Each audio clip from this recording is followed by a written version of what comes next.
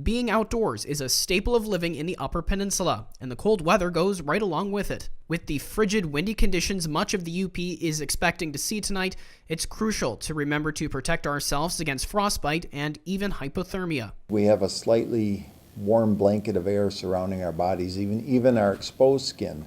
But once you throw wind into the picture, it blows away that mild thermal blanket, and the tissues freeze much more quickly.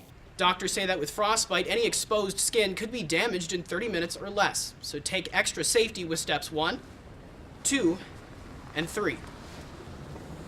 Frostbite occurs when the tissues in our extremities, like our ears, fingers, and toes, become damaged, burned, or even blistered by the cold. Some symptoms may not be noticed right away, and Dr. Prevost at UPHS Bell says to always be aware of your condition and those around you. Sometimes with frostbite it can be hard to tell, but somebody else may see your face and realize that your cheeks, the high point on your cheeks in this area, has turned white, and you may not feel it until it thaws out and then blisters or burns. In extreme cases of exposure to the cold, a person may experience hypothermia, which signals that a person's internal temperature is falling below 90 degrees. Doctors have also found that sweating can be a factor when it comes to developing a case of hypothermia. Tomorrow afternoon, for example, those competing in the Nokamanon ski races will have to monitor themselves as they're dressed in layers. And with excessive sweating and exercise, as long as it's maintained and the body's metabolism is up and we're generating heat, that'll be okay. It's when someone stops and that sweat evaporates off.